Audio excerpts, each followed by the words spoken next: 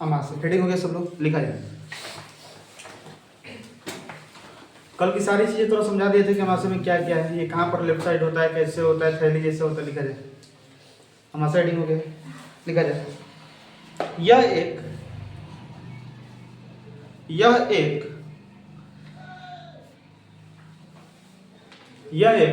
चौड़ी,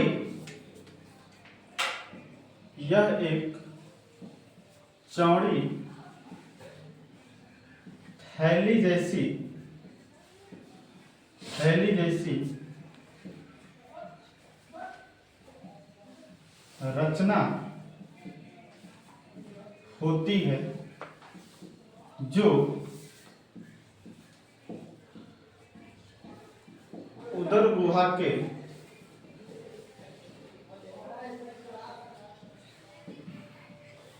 बाएं दिशा से होकर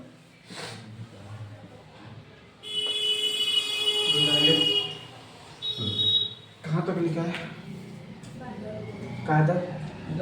यह एक चौड़ी थैली जैसी रचना होती है जो उदर गुहा के बाएं दिशा से होकर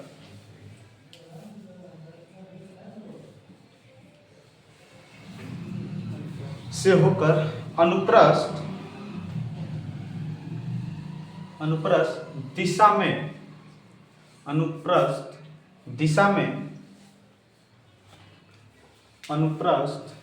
में फैली होती है। अनुप्रस्थ दिशा में फैली होती है।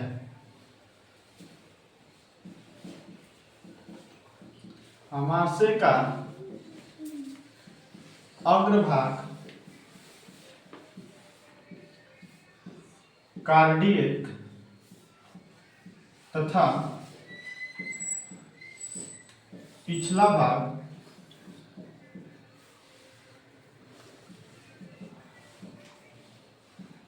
पाइलोरिक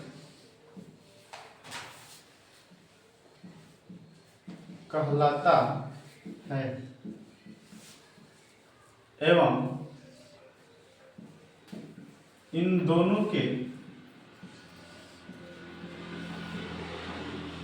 बीच वाले भाग को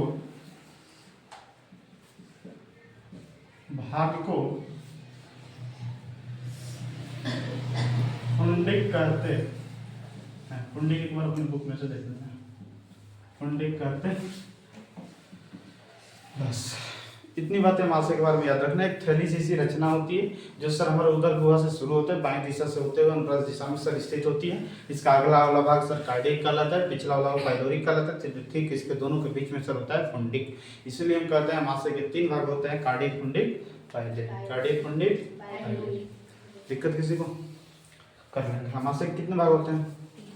3 भाग। स्टार का चिन्ह देकर लिख लेंगे। अमाशय के 3 भाग होते हैं। पहला कार्डियक, दूसरा पुंडिक, तीसरा पाइलोरिक। यहाँ तक दिक्कत तो किसी को होता? सही है। अमाशय कितने भाग होता है? 3 भाग। अब तीनों भाग में कौन क्या क्या होता है वो चीजें, सारी चीजें थोड़ा बता दी गई, समझ आएगा बात में। तो इसीलिए इस तरह थोड़ा लिखना हम पसंद करेंगे। पहला भाग तो लिख लेना कार्डियक, कार्डियक हेडिंग आता है और एकदम अच्छा तरीका से लिखते रहना। इसमें पहला नंबर क्या होता है? HCl होता है, HCl निर्माण। देखकर दूसरा नंबर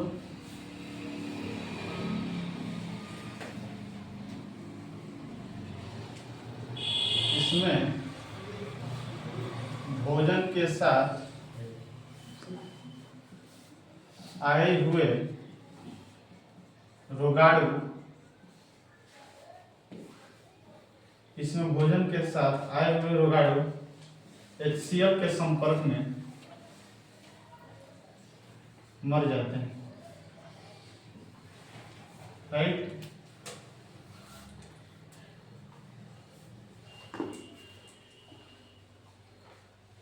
दूसरी बात है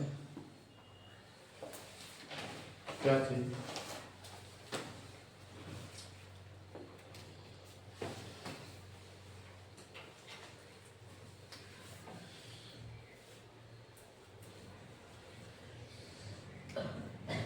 अमाशय की सतह म्यूकस की बनी होती है। किसकी बनी होती है? इसीलिए तो HCl तरफ पेट को नहीं जला पाता है। दूसरा बात है कुंडली। कुंडली में कुछ नहीं याद रखना, पहला नंबर याद रखना है कांटे नुमा संरचना होती है। कांटे जिसे क्या कहते हैं? कांटे नुमा संरचना होती है, जिसे क्या कहते हैं? रुचि कहते हैं। क्या कहते हैं? रुचि कहते हैं। दूसरी बात, यह रुचि भोजन को फंसाए रखता है।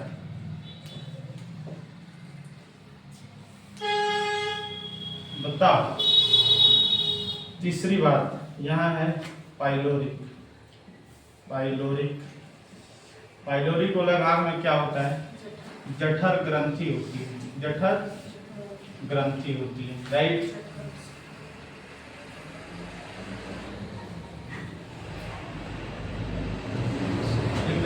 इस ग्रंथि से जठर रस स्रावी होती है, जो दो रस से मिलकर बना होता है। कितने रसों से मिलकर बनाता है? पहला रेनिन, दूसरा पेप्सिन। दिक्कत ऊपर वाला चीजें तो उतार दिया है, ये अमाशय वाला टॉपिक सब लोग उतार लिया है। अमाशय क्या है? चलो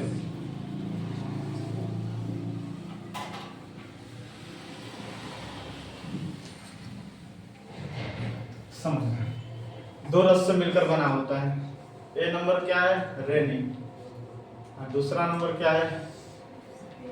पेप्सिन। इसके आगे लिख लेना, यह दूध को दही में बदलता है। रेनिन और पेप्सिन सर ये सब एंजाइम है। क्या है? एंजाइम, जिसे हम रस कह रहे हैं, जूस। यह प्रोटीन को पेप्टोन में बदलता। इतनी बातें थोड़ा पूरा कल हम लोग सीख लेते हैं। देख ले भाई, जल्दी कर, बाकी आज हमें छुट्टियां निपटा देनी है। जैसे कल मास्टर एकदम आज समझ लेंगे तो कल सर लोग लिख लेंगे, नो डाउट। सब लोग अब तोरा देख, तेरे से बहुत इजी क्वेश्चन बोलेगा, इतना तोरा डीप में नहीं जाएगा कि HCl अम्ल अमाशय के किस भाग में होता है, तू बताएगा कार्डियक भाग में। समझ आएगा बात ना? खाली इस तरह पूछेगा HCl अम्ल हमारे आहार नाल के किस हिस्सा में बनता है? ग्रास नली में, मुख गुहा में, अमाशय में, छोटी आंत में। किसमें? अमाशय में। और ऑलरेडी तो इसको हम डीप में बता दे कि ये भी पूछ देगा अमाशय के किस भाग में, तो तू बता सके कार्डियक वाला भाग में। समझ आएगा बात ना? सारा चीज थोड़ा बता देंगे हम। तो बताएंगे 5 नंबर का क्वेश्चन बोलेगा तो कैसे हम लिखेंगे, पूरा लिखना पड़ेगा शुरू से अंत तक कि क्या करना पड़ेगा। बस खाली ये टॉपिक थोड़ा खत्म हो जाने, लमसम आपका 2 क्लास और लगेगा इस चैप्टर को खत्म करने में। समझ आए ना? आज अब कल समझ आए ना? इसमें कम से कम जब आपका टेस्ट होगा तो करीब सर आपका 70 क्वेश्चन रहेगा। समझ आएगा ना? इस चैप्टर से 70 क्वेश्चन ऑब्जेक्टिव रहेगा। चल आगे चलते भाई, हो गया।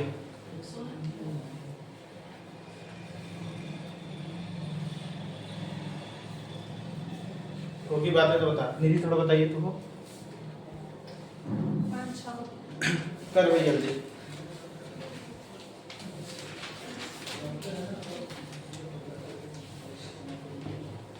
बाकी कुछ अभी आपको स्टार के चिन्ह देकर भी लिखनी है।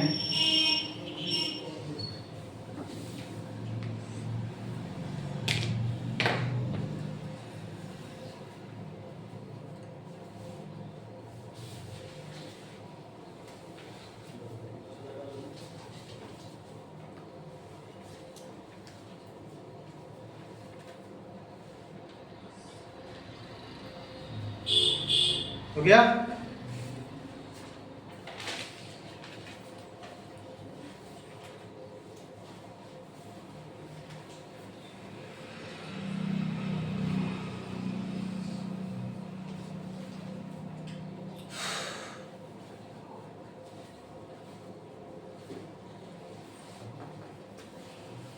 चल बेटा समझना है।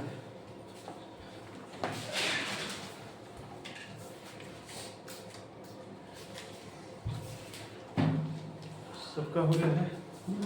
नीचे वाला हो गया थोड़ा।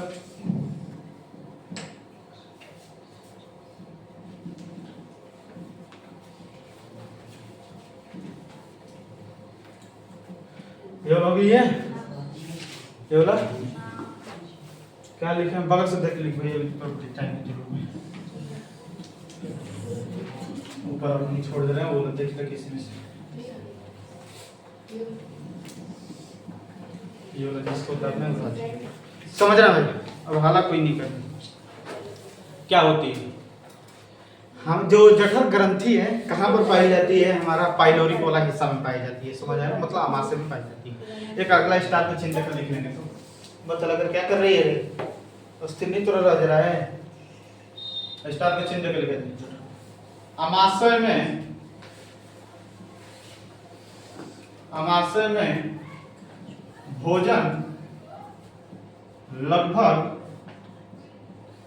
4 घंटा तक रहता है।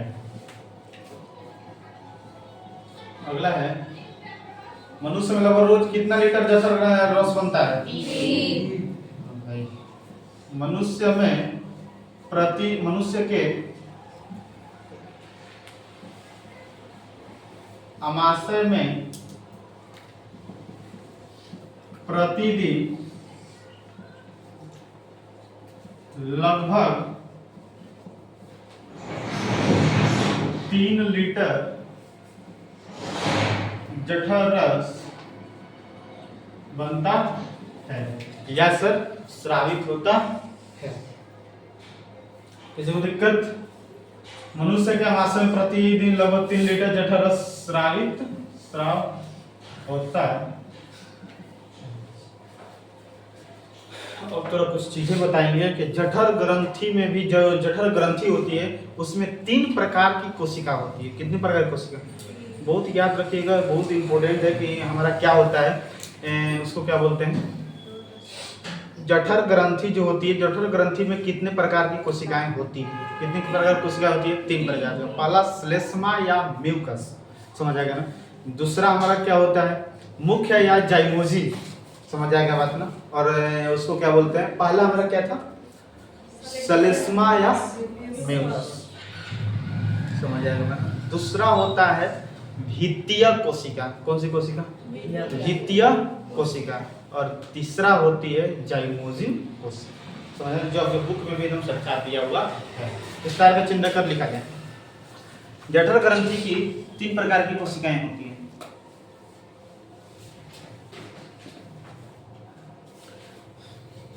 जठर ग्रंथि की कोशिकाएं 3 प्रकार की होती है।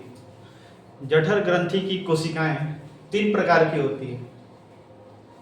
जठर ग्रंथि की कोशिकाएं 3 प्रकार की होती है। जठर ग्रंथि की कोशिकाएं 3 प्रकार की होती है। तो भाई सबको उतार है, सब लोग फोटो उतार रहे हैं, जल्दी उतार है। आज पता नहीं सब लोग कितना धीरे धीरे चला रहे हैं। तुम लोग के साथ सब लिख ले रही है, जल्दी इसको कंप्लीट कर। विरेज करेंगे तभी मानेगा इस पे। जल्दी कर।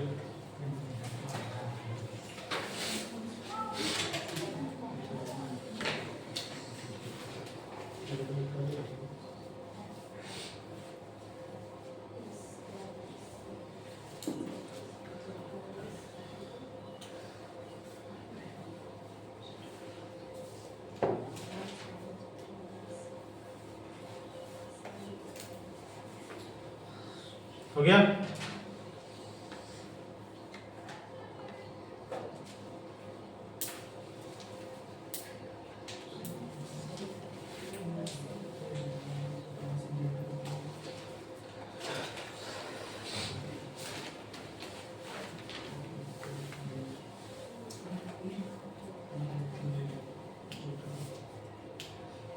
हो गया। चल भाई क्या लिखे हैं? जठर ग्रंथि की कोशिकाएं 3 प्रकार होती है। जो जठर ग्रंथि होती है उसमें 3 प्रकार की कोशिकाएं पाई जाती है। कौन कौन याद रखना? पहला है हमारा श्लेष्मा या म्यूकस कोशिकाएं। दूसरी कौन है? पहला। दूसरा है भित्तीय या अम्लजन कोशिकाएं। तीसरी है मुख्य या जाइमोजिन कोशिकाएं। बता भाई किसी को दिक्कत है यहां तक? जठर ग्रंथि में कितने प्रकार की कोशिकाएं? 3 प्रकार के। पहला श्लेष्मा या म्यूकस, दूसरा हमारा क्या होता है? दूसरा है भित्तीय या अम्लजन, तीसरा है मुख्य या जाइमोजिन कोशिका। ये तीनों बातें याद रखना। ये तीनों से सर रस स्रावित होता है जिसे हम जठर रस कहते हैं। क्या कहते हैं? जठर रस कहते हैं। समझ आ गया बात ना? और कौन सी रस निकलती है? एक रेनिन और दूसरा पेप्सिन। रेनिन किसको बदलता है? उसको समझ आ गया बात है?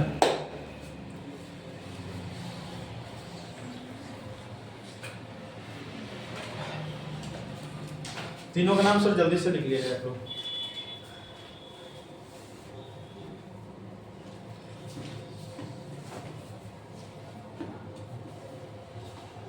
हो गई सबको? हो गया।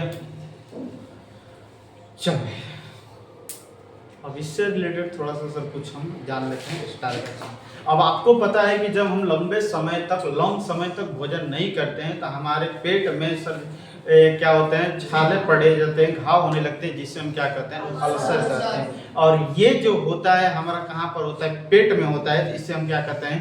Peptic ulcer. क्या कहते हैं? पेप्टिक अल्सर कहते हैं। पेट में होने के कारण से क्या कहते हैं? पेप्टिक अल्सर कहते हैं। समझ आएगा बात ना? दूसरी बात ये क्या था? जब हमारा आमाशय में भोजन गाढ़ा लेई की तरह हो जाता है तो जिसे क्या कहते हैं? हमारा भोजन जब मुंह में रहता है तो उसे बोलस कहते हैं। क्या कहते हैं? बोलस। जैसे हम खाना खा लिए, राइट? जो हम खाना खा लिए, खाना ले मान लेते खाना उगिल गए अपना आगे, तो बोलस कहलाएगा। क्या कहलाएगा? हम जो आमाशय में भी है हम उल्टी कर दें वो क्या कहलाएगा? काई। क्या कहलाएगा? काई। समझ आएगा बात? छोटी आदमी से स्टार का चिन्ह देकर लिखो। स्टार का चिन्ह देकर लिखा। स्टार का चिन्ह देकर लिखा। जब मनुष्य लंबे समय तक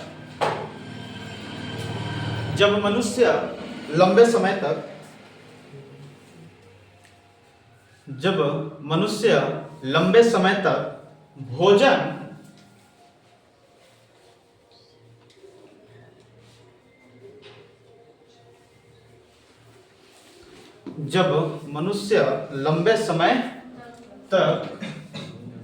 क्या लिखा है? जब मनुष्य लंबे समय तक भोजन नहीं करता है तो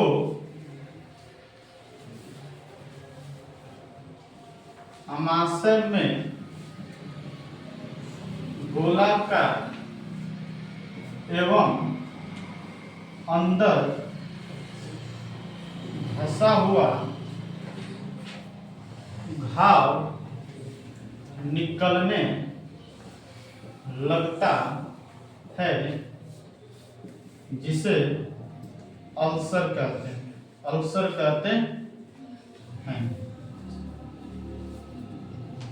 और यह घाव पेट में होने के कारण पेप्टिक अल्सर होने के कारण इसे पेप्टिक अल्सर कहते हैं। बस इतना याद रखना है, अल्सर रोग कैसे होता है, जब लंबे समय तक भोजन नहीं करते हैं तब अल्सर होता है, अल्सर या पेप्टिक अल्सर। ये जब पेट में होता है जिसे हम पेप्टिक अल्सर कहते हैं। दिक्कत यहाँ पे इसमें पेप्टिक इस तरह लिख लेना। चल भाई,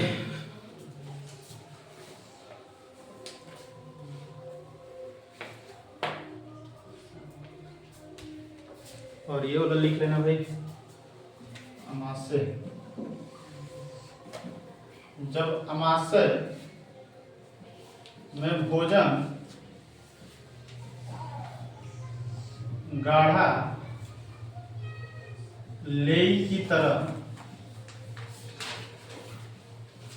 हो जाता है तो उसे कायम कहते हैं। क्या काम कहते हैं? कायम कहते हैं। होगी बात। और एक आध स्टार की चीजें हैं जो तेरे को जाननी जरूरी है।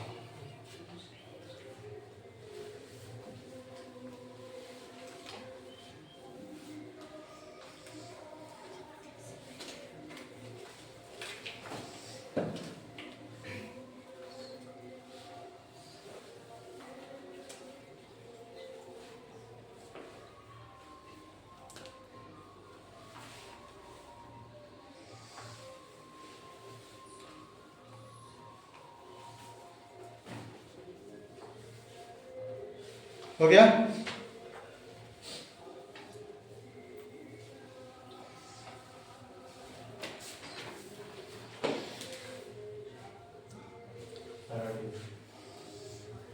जल्दी क्या जल्दी।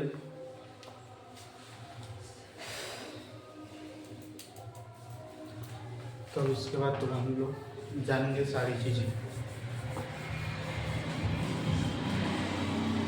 थोड़ा मेरा प्लानिंग है कि भाई छोटी आंच को थोड़ा समझा दिया जाए आज, बाकी कल तो हमको देख लेंगे। हो गया? पीछे हुआ कौन कर रहा है? हो गया, सब लोग कर भाई जल्दी। देख भाई, हम तो बताएं कि सर HCl अम्ल हमारे पेट में होता है। उस HCl अम्ल को सर स्रावित करता है अम्लजन कोशिका। कौन सी कोशिका करती है? अम्लजन कोशिका करती है। हाइड्रोक्लोरिक अम्ल को कौन सी स्रावित कोशिका करती है?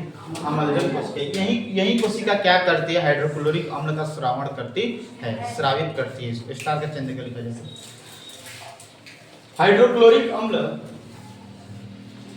का स्राव अम्लजन कोशिका से होता है। हाइड्रोक्लोरिक अम्ल का स्राव, हाइड्रोक्लोरिक अम्ल का स्राव, हाइड्रोक्लोरिक अम्ल कोष्ठ में लिख लेना HCl। हाइड्रोक्लोरिक अम्ल का स्राव, हाइड्रोक्लोरिक अम्ल का स्राव अम्लजन कोशिका से होता है। कौन सी कोशिका से होती है? अम्लजन कोशिका से होती है।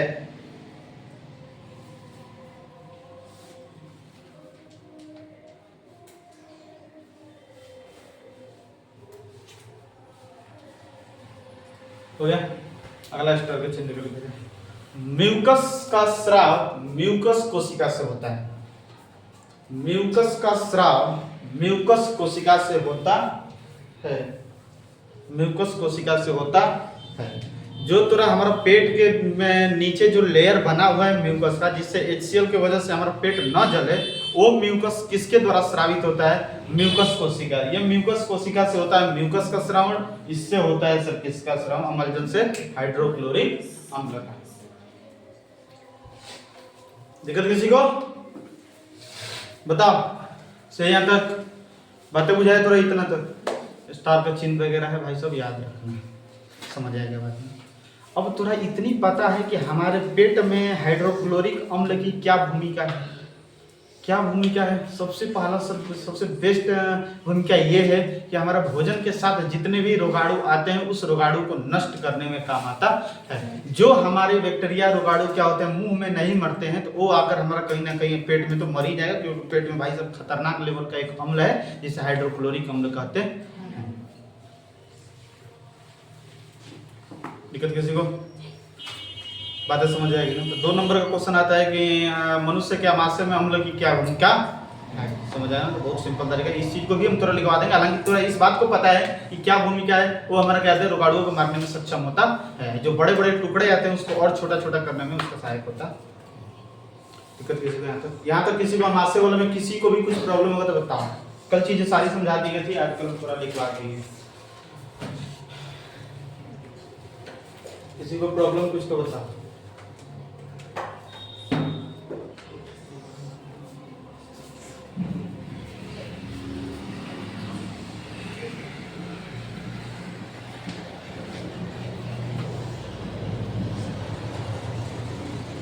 हो गई?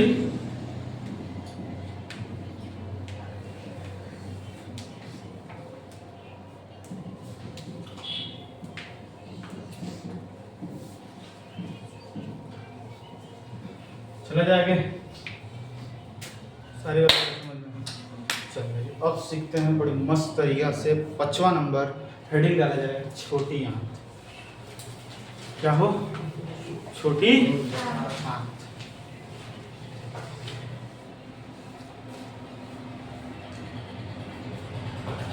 हो गया? छोटी आंत को हम क्षुद्रांत भी कहते हैं। क्या कहते हैं? अब बड़ी आंत को बृहदांत कहते हैं। क्या कहते हैं? बृहदांत। समझ आएगा? छोटी आंत को क्षुद्रांत और बड़ी आंत को बृहदांत। समझ आएगा बात ना? ये हिंदी वर्ड है, सॉरी एनसीईआरटी वर्ड है। एनसीईआरटी में छोटी आंत को क्षुद्रांत का है और बड़ी आंत को बृहदांत का है। समझ आएगा? आना है सब लोग समझना अब क्या चीज है। सबसे पहले फिर से हम डायग्राम थोड़ा शुरू से बनाना चाहेंगे। शुरू से समझना है। यहाँ से ये थोड़ा जो स्टार्ट हुआ किस चीज से? ये जो है ग्रास नली, बोक्का है ग्रास नली।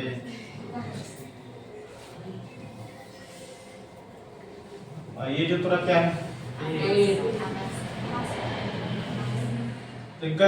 ये थोड़ा मास है। अब यहां से सर इस तरफ शुरू होता है।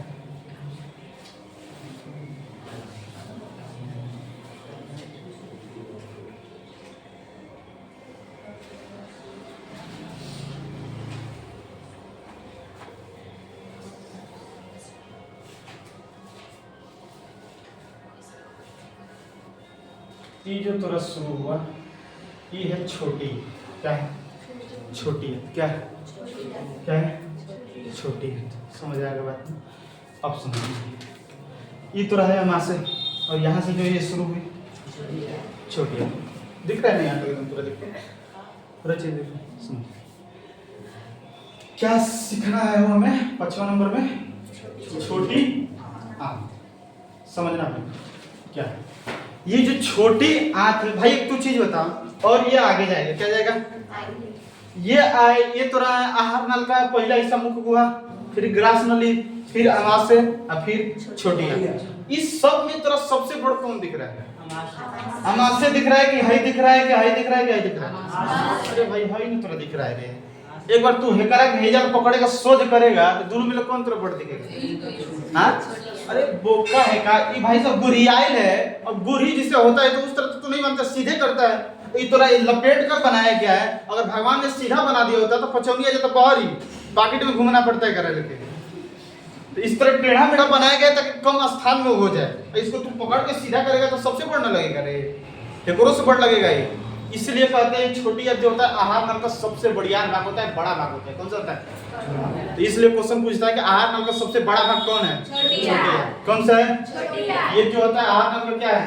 सबसे बड़ा भाग है, याद रखना। अब समझना इसकी लंबाई कितनी होती है? 6 मीटर होती है। कितनी मीटर? 6 मीटर। चौड़ाई 2.5 सेंटीमीटर होती है। मीटर सेंटीमीटर पूरा याद रखना विक्रमपुर। समझ आएगा? मतलब बड़ी तरह कंफ्यूजन होता है। छोटी आंत की लंबाई 6 मीटर। छोटी आंत की लंबाई 6 मीटर, चौड़ाई 2.5 सेंटीमीटर। समझ आएगा बात ना? लंबाई 6 मीटर और चौड़ाई 2.5 सेंटीमीटर। अब ध्यान देना, अलग अलग सर जीव जंतुओं में छोटी आंत की लंबाई छोटी और कभी कभी बड़ी होती है। शाकाहारी में छोटी आंत की लंबाई बड़ी होती है। शाकाहारी में क्या होती है? बड़ी होती है। क्योंकि शाकाहारी में तो गाय भैंस कुलाएगी, बकरी आएगी, ये सब तो मांस वगैरह नहीं खाती है।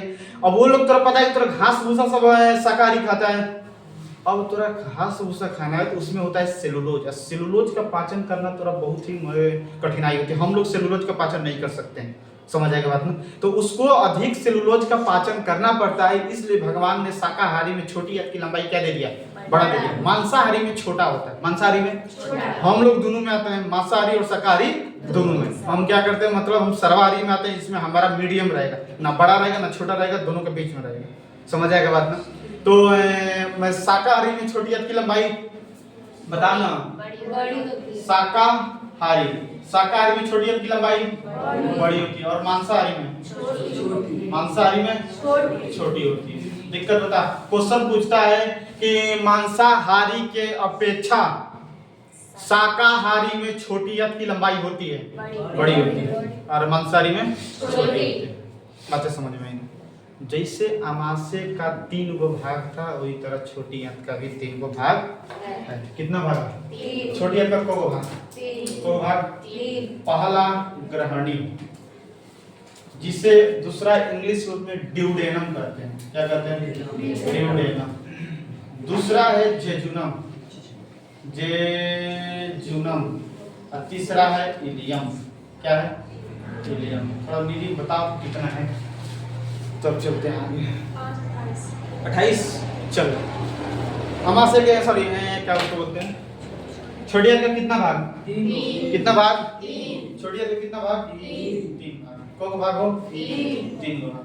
पहला ग्रहणी, दूसरा जेजुनम, तीसरा समझ आएगा बाद में। क्वेश्चन पूछता है छोटी आंत का सबसे पहला भाग कौन है, तो एकदम सीक्वेंस में याद रखना। ये तू नहीं याद कर सकता इलियम, जेजुनम, ग्रहणी, इस तरह तू नहीं याद कर सकता है। जैसे अमाशय का एकदम सीक्वेंस में याद रखे हैं, क्या है? कार्डियक पुंडिक पाइलरी, कार्डियक पुंडिक, वही तो छोटी आंत का भी तो आप एकदम सीक्वेंस में याद रखना पड़ेगा। Duodenum, jejunum, ileum, duodenum, jejunum, duodenum, jejunum, duodenum, ileum. समझ आएगा ना। ड्यूडेनम के हिंदी में कहते हैं क्या? ग्रहणी। ये सब इंग्लिश वर्ड है, ये दोनों इंग्लिश वर्ड है, हाई इंग्लिश वर्ड है, इसका हिंदी वर्ड ग्रहणी होता है। बात बुझा यार। क्वेश्चन पूछता है छोटी आंत का पहला भाग, समझा रहे हैं और उठा लेंगे तो बुद्धि फ्रेश कर देंगे थोड़ा, एक बार में थोड़ा नहीं समझ में आता है तो। छोटी आंत का पहला भाग कौन सा भाग? पहला भाग क्या होता है? दिक्कत, छोटी आंत जो होता है आहार नाल का सबसे बढ़िया भाग होता है, बड़ा भाग होता है। लंबाई 6 मीटर, चौड़ाई 2.5 सेंटीमीटर। समझ आएगा बात नहीं। ये जो शाकाहारी में बड़ी होती है और मांसाहारी में छोटी होती है। दिक्कत, ये जो होता है ग्रहणी, सॉरी छोटी आंत का 3 भाग। कितना भाग? ग्रहणी, जेजुनम, ये जो है ये है ड्यूडेनम। क्या है? हाँ, ये जो जेजुनम, मतलब यहाँ से जो ये है ना, ये वाला यहाँ से थोड़ा लिख देते हैं, ये भी थोड़ा समझ में आएगा। मतलब ये वाला थोड़ा जाए जेजुनम, और यहाँ से जो है सर क्या है, ये वाला इलियम। क्या है? इलियम। क्या है? ये वाला थोड़ा जो है ग्रहणी है। क्या है? अब यहाँ से ये वाला जो है जेजुनम है, और ये वाला कौन सा है? इलियम। अब थोड़ा पता है कि सर इसका 3 गो भाग था, ड्यूडेनम, जेजुनम, सॉरी ड्यूडेनम बोल रहे हैं, कार्डियक पुंडिक, पाइलेरिक में अंतिम हिस्सा में हमारा खाना आया। अब सबसे पहले कार्डियक, कार्डियक में पुंडिक, पुंडिक से फिर पाइलोरिक। दिक्कत, पाइलोरिक में आ गया भोजन, पाइलोरिक से ठीक आएगा, छोटी आंत में गिर जाएगा। छोटी आंत में समझना क्या होता है, यहीं पर एक होता है जिसे हम कहते हैं पेंक्रियाज, अग्नाशय। अग्नाशय क्या कहते हैं? और यहीं पर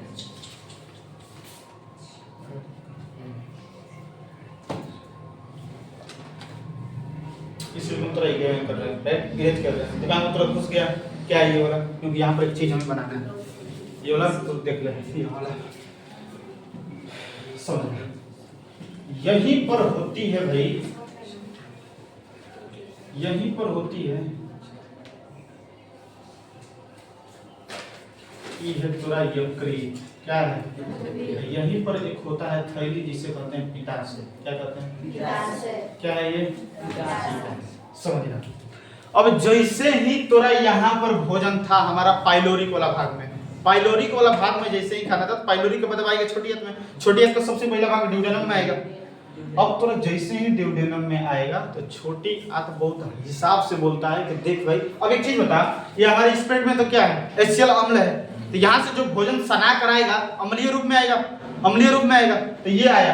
छोटी आंत को भोजन पचाना, अम्लीय भोजन पचाना पसंद नहीं है, छोटी आंत अम्लीय भोजन नहीं पचा सकता है, इसलिए छोटी आंत बोलता है कि देख भाई तोरा पाइलोरिक वाला भाग में हमारा खाना आ रहा है, पाइलोरिक से हमारा ड्यूडेनम में आ रहा है, हम तोरा खाना नहीं पचा सकते, इसके लिए सॉरी, क्योंकि ये जो भोजन तो ऊपर से गिरा रहा है ये अम्लीय है, हमारा भगवान ने दिया, हम क्षारीय पचा सकते हैं। छोटी आंत में बस क्षमता है कि वो क्षारीय भोजन को पचा सकता है, लेकिन थोड़ा ऊपर से कैसा आ रहा है, अम्लीय, क्योंकि HCl अम्ल में घुल कर आ रहा है, थोड़ा अम्लीय भोजन है और जो छोटी आंत को पसंद नहीं है। तो होता क्या है, जैसे ही ड्यूडेनम में आता है तो यहाँ पर है थोड़ा अग्नाशय, क्या है, अग्नाशय 3 को एंजाइम छोड़ता है। कितना एंजाइम, अग्नाशय कितना एंजाइम छोड़ता है, अग्नाशय, अग्नाशय से कितना एंजाइम, 3। सर ट्रिक से याद करना, लेट, लेट न तो लात, समझ आएगा ना, लात से याद रखना है। यल से लाइपेज, ए से एमाइलेज, टी से trypsin, lipase amylase trypsin, lipase amylase trypsin, lipase amylase, lipase amylase, lipase amylase trypsin. दिक्कत, अग्नाशय से कितना हमारा एंजाइम निकलता है, 3। कौन सा, थोड़ा एकदम याद रखना, लात, समझा ना, यल से लाइपेज, ए से एमाइलेज, टी से ट्रिप्सिन। दिक्कत खत्म हो गया, बड़ा दिक्कत। लाइपेज, क्या लाइपेज, ये एमाइलेज, देखना भाई पूरा दिख रहा है ना, ट्रिप्सिन, ट्रिप्सिन दिख रहा है, दिख रहा है ना, बातें समझ में आई, समझा रहे, काल लिख कर जाएगा रे बोकवा, जो लड़वा दिमाग में रख ले रे, क्यों नोट दे या ढंग रखता। अग्नाशय से कितना एंजाइम, 3 एंजाइम, समझ आया ना, lipase amylase trypsin, lipase amylase, यल से लाइपेज, यल से लसा, लसा लसा वसा होता है, वसा लसलीसा होता है, ये किसका पाचन करेगा, वसा का पाचन, वसा पाचन करेगा, किसका पाचन, नहीं दिख रहा होगा शायद, दिख रहा है, चलो, यल से लाइपेज, यल से लसा वसा करता है। अब खाली लजल तो फोटो करता है, अरे वो तो है ना, बता, एमाइलेज क्या है, एमाइलेज, एमाइलेज जो होता है स्टार्च का पाचन करता है, किसका पाचन करता है, स्टार्च का, किसका, स्टार्च का। ट्रिप्सिन जो होता है प्रोटीन का पाचन करता है, किसका करता है, प्रोटीन। अब तू ले कहेगा कि सर प्रोटीन का तो पाचन हमारा हुआ था अमाशय में, क्योंकि अमाशय में क्या था, हमारा पेप्सिन नामक एंजाइम था जो प्रोटीन को पेप्टोन में बदला था। भाई सब प्रोटीन जो तुरंत पेप्टोन में टूटा था, प्रोटीन का पाचन कब हो जाता है, जब प्रोटीन एमिनो अम्ल में बदल जाता है तब तो पूरा प्रोटीन का पाचन होता है, समझ आया ना। तो प्रोटीन अभी पेप्टोन में अमाशय में बदला था, समझ आ गया ना। अब ध्यान दे, ये जो पेप्टोन जो है यहाँ पर प्रोटीन क्या इसको बोले थे, अमाशय में जो थोड़ा प्रोटीन का भी आंशिक पाचन हुआ था। प्रोटीन का पूर्ण पाचन कब होता है, जब हमारा प्रोटीन एमिनो अम्ल में बदल जाता है तब।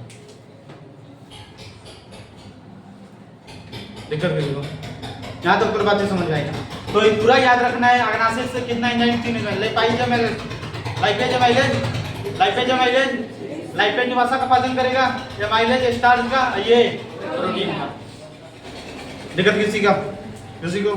अब ध्यान दे, अब तुरा जैसे ड्यूडेनम में भोजन आया तो तुरा एकदम साफ सुथरा ले कहा, ये छोटी एकदम साफ सुथरा लगा कि देख भाई तुरा आ रहा है अम्लीय भोजन जो हम नहीं पचा सकते, हमें बनाना है क्षारीय। क्या बनाना है, क्षारीय। इधर से तुरा अग्नाशय 3 को एंजाइम डाल देना है, 3 को एंजाइम तुरा डाल दिया, समझ आ गया बात ना। लेकिन तभी भी अम्लीय सॉरी क्षारीय नहीं हुआ। यहाँ पर तुरा है लीवर, क्या है, लीवर के अंदर बनता है पित्त। क्या बनता है, जो होता है हरियर कलर का, जिसका पीएच मान होता है 8। क्या होता है, 8। भाई सब मुर्गा में भी देखा होगा पित्त होता है, समझा नहीं, तीखा होता है कैप्सूल के जैसे, पूरा उकरा फूट जाएगा तो समझो उसका स्वाद खत्म, तीखा लगने लगेगा। उसी तरह हमारे अंदर है, इसमें कभी कभी हमारा क्या होता है, घाव वगैरह हो जाता है तो काट कर निकाल दिया जाता है। ये जो पित्ताशय है इसमें कभी कभी घाव हो जाता है तो काट कर निकाल दिया जाता है, समझ आएगा बात। अब समझेंगे, ये जो थोड़ा लीवर है, यकृत है, देखिए इसे यकृत भी कहते हैं, लीवर भी कहते हैं, करेजा भी कहते हैं, जिगर भी कहते हैं, ये सारा नाम ये करेगा। अब जैसे ही थोड़ा ड्यूडेनम वाला में भाग में आया तो ये ड्यूडेनम 2 से हेल्प मांगेगा, एगो अग्नाशय से, एगो यकृत से। अग्नाशय अपना 3 को ढकेल दिया और ये एगो अपना ढकेलेगा। अब यहाँ से थोड़ा इस तरफ पाइप निकली होती, इस तरफ कुछ पाइप निकली होती, तभी पाइप निकलेगी तभी तो ये पित्त छोड़ेगा, इस पाइप से होते हुए आएगा ड्यूडेनम में।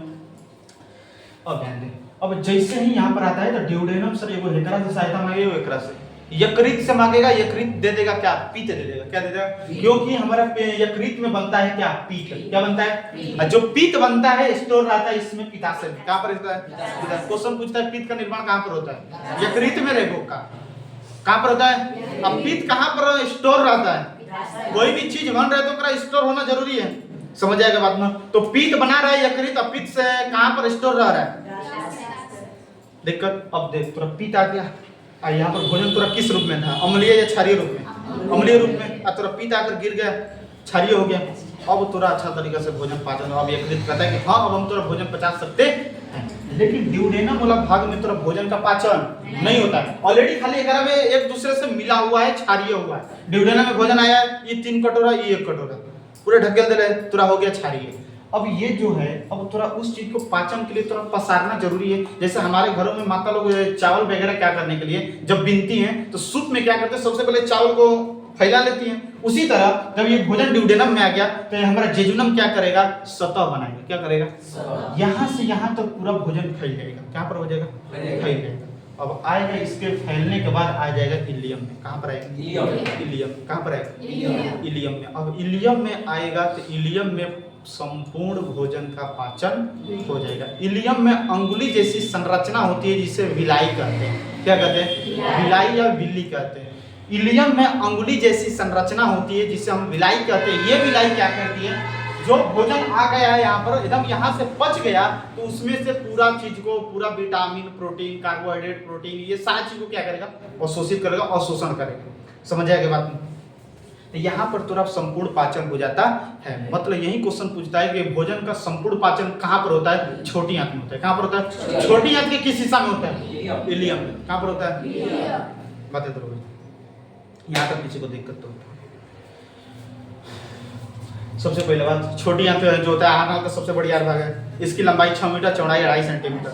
समझ आएगा बात ना। इसका 3 भाग होता है, duodenum, jejunum, ileum. Duodenum, jejunum, ileum. शाकाहारी में सर बड़ा होता है और मांसाहारी में छोटा होता है। बातें समझ आ गई ना। इसे अग्नाशय से 3 गो enzyme, lipase, amylase, trypsin. Lipase, amylase, lipase वासा को, एमाइलेज स्टार्च को, और ये प्रोटीन। दिक्कत, पित्त से सर स्रावित होता है क्या, पित्त, सॉरी यकृत क्या बनाता है, पित्त। पित्त कहाँ पर स्टोर रहता है, पित्ताशय। दिक्कत, पित्त का प्रकृति कैसी होती है, अम्लीय की क्षारीय, ये क्षारीय ना, तब आया तब ना इसको क्षारीय का। pH 1 कितना होता है, दिक्कत, पित्त कहाँ पर स्टोर रहता है, पित्ताशय। पित्त कहाँ से स्रावित होता है, दिक्कत किसी को, बात सारी समझ में। ये पूरा था हमारा छोटी आंत। इलियम में बताए, ड्यूडेनम, जेजुनम, इलियम। ड्यूडेनम में भोजन पचता है कि नहीं पचता, उसमें खाली रिमिक्सिंग होता है। तो भोजन आया, उसको क्षारीय बनाया, हो गया, दिक्कत। और फिर जेजुनम क्या करता है, सतह बनाता है ताकि एकदम पूरा अच्छा तरीके से भोजन पसर जाए। अब इलियम आएगा, इलियम में पूरा भोजन का अवशोषण होगा, उसमें जितना भी चीज है उसको सोखेगा। समझ आएगा बात में। अब उसको कौन सोखता है, इलियम में अंगुली जैसी संरचना होती है जिसे क्या कहते हैं, विलाई कहते हैं। वही क्या करती है संरचना, उसमें से सारा चीज को अवशोषण करती है। दिक्कत किसी को, ये पूरा था हमारा। बताओ भाई क्या आता है, किसी को दिक्कत, बातें समझ में आ गई, किसी को दिक्कत, छोटी है तो पूरा अच्छा तरीके समझ में आ गया। बताओ, बाकी की आगे की क्लास कल इसको हम लोग लिखेंगे।